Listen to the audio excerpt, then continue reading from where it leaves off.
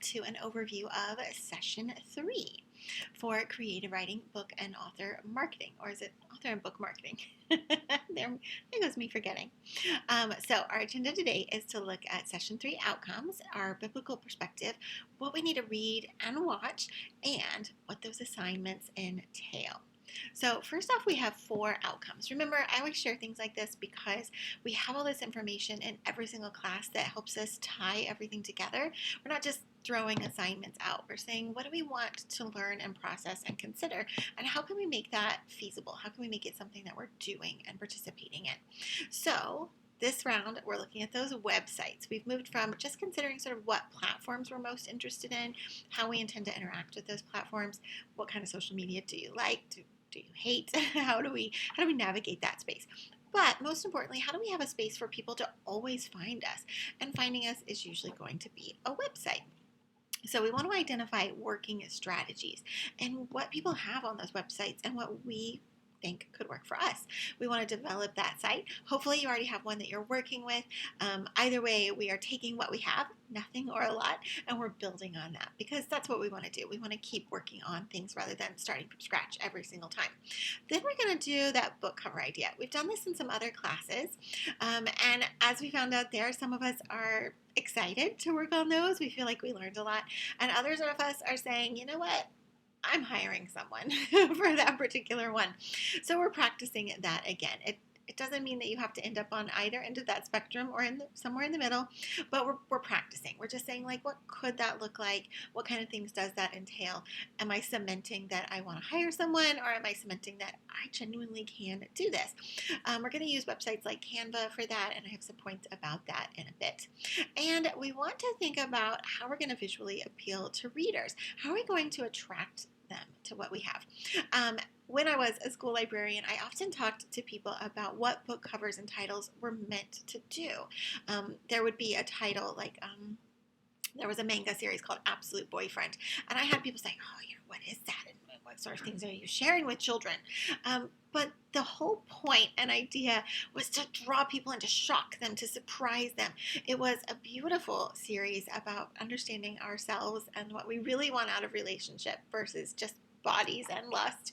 And it was really, really precious to have those conversations with young people. But the titles and the covers and all of these things were meant to attract something else. And it got that attention. It got people talking about it. And I would say, look, you just glimpsed the title and you're already coming to me to say, what's this about? That's exactly what the people writing these are doing.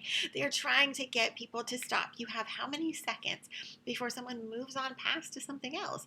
How are you going to grab that? And sometimes it feels a little awkward, a little devious, but we are saying, how can I grab their attention because I have something they need to hear?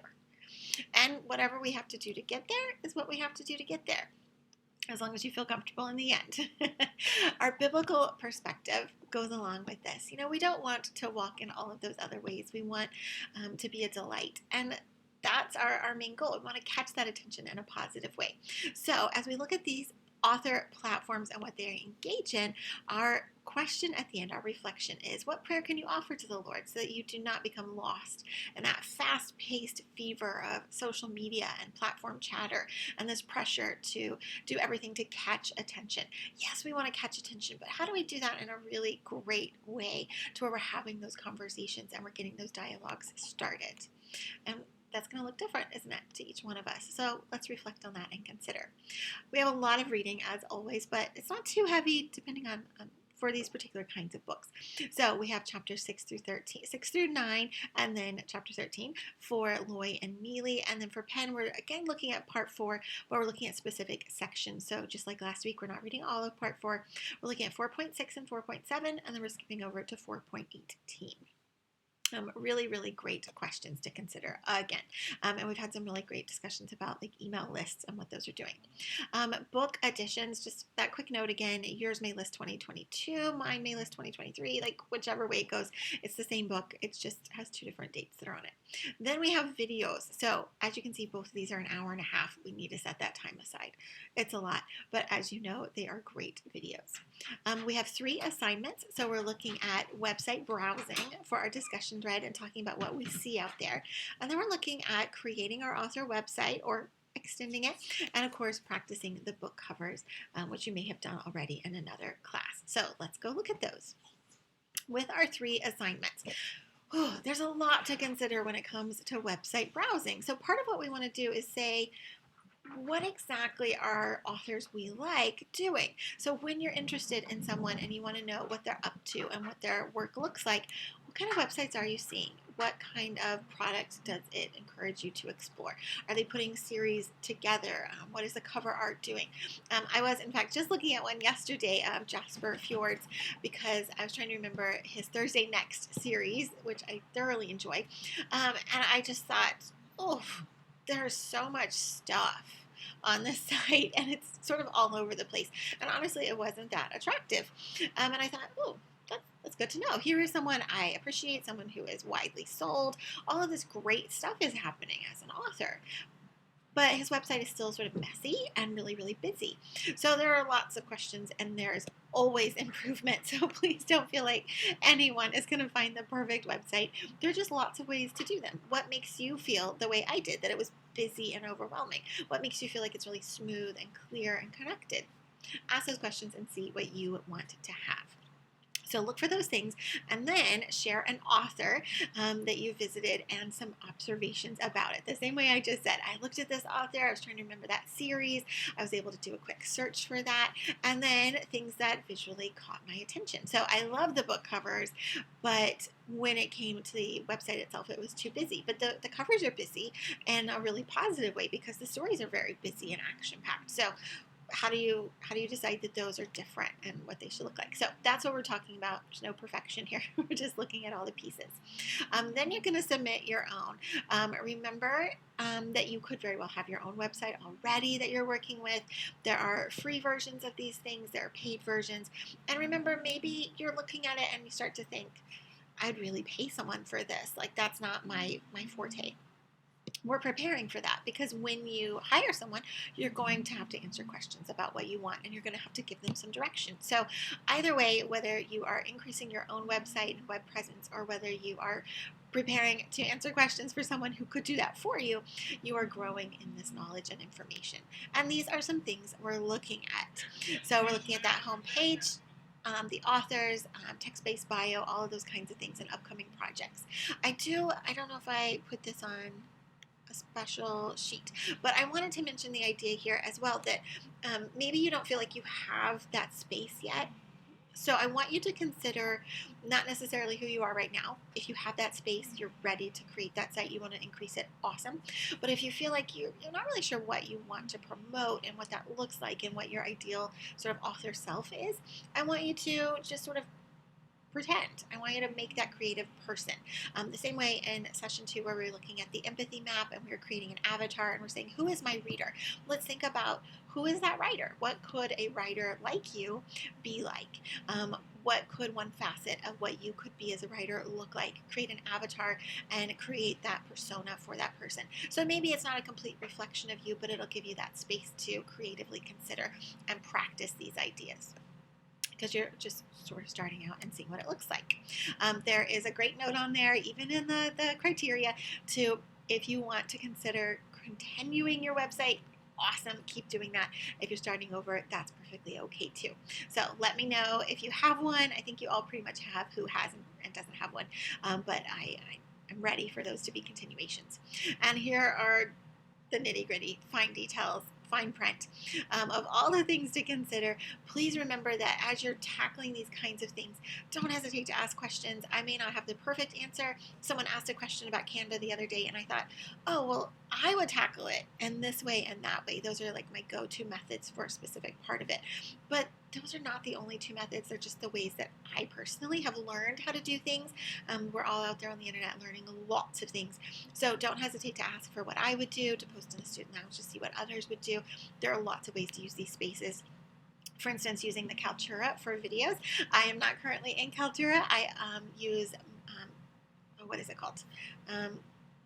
QuickTime on my Mac, and I video these things and then I upload them to Kaltura, or I upload them to my YouTube channel. So I already am using like 3 different kinds of things to get those videos out there, and sometimes you have to figure out what kind of system is best for you. So look at those things and ask questions if you feel stuck at all. Sometimes Kaltura works great for me. Sometimes it doesn't. I don't know why. I'm not that good at the internet. So make sure you're asking questions if you get stuck, or post those in the student lounge and we'll all support one another. Now next, book covers. This is our last assignment for this week. Never judge a book by its cover, but you know we do. We have those few moments to capture someone's attention, even especially on the internet when they can flip right by or see multiple thumbnails at once. What are we going to do? What is going to catch attention? So I want you to think about that yourself. Maybe look at some Amazon pages, type in a genre you're interested in or that you want to write in, and just see what crops up. What is catching your attention? Is it words? Is it the colors that people are using? Like what kind of images they have on there. See what interests you so that you can practice those ideas. And remember, it doesn't have to be something, we're not finalizing this for your book to be published. We are practicing ideas. So you may love it, you may hate it in the end, but you're just testing out the waters to see what these things are like. And we're practicing it so that it can go into our book launch. So remember, again, Kaltura, Canva, all the same thing. Keep asking questions. I will do my best to help. And if we're stuck, we can always ask in the student lounge and get the hive mind to help us out there. But there are great things to test and try on those. Canva is not the only place for that. So if there's another program you like, please utilize it. Here is the fine print on the book cover. Before in classes, we looked at the front cover, but now we're looking at the front cover, the back cover, and our description. We want our synopsis. How are we going to help people in that quick blurb? So we've gotten them to grab the book. They've picked it up. They looked at the front, they looked at our art, and they flipped it over to see sort of what it's about. What in 200 to 300 words is going to catch their attention? Again, you may not have a work that you're specifically thinking about. Awesome if you do, but it's okay if you don't. Imagine that. Create something. If you had that avatar, that ideal author of what they would be launching, write a little something about it. As we move forward, we're going to actually write a sample that we could share on our website or share to our social media as a way to start letting our readers know what kind of stuff we write, what kind of voice we have, because that's ultimately what we're looking at. What is your voice? What sort of language do you use? What sort of approach do you use for grabbing attention and bringing people in? And that's what you do with your samples and with your covers and all these different elements. So we're playing with those. So websites. If you don't have anything, create it for that ideal imagined person. None of this is about perfection. It's about trying stuff out. And yes, we've done things like websites and book covers before, but we're taking each of those steps each time and we're bringing new knowledge and new insights to it. A lot of times in a class, I'll think, oh, if I could do that assignment again, I know so much more. That's what we're doing. We're saying, okay, you already have some insights. You've tested those waters. You've put your toe in. Now let's put our whole foot in. Like maybe do a quick dip in that pool. And we're going to keep moving into those spaces until we're a lot more confident about what we want from them. And of course, what we want could be that we're hiring someone, but we are getting to where we know what knowledge to have and to ask, and that we are aware of other people's skills and talents. So let's get out there and keep on with these platforms as we tackle what exactly our outside imprint looks like.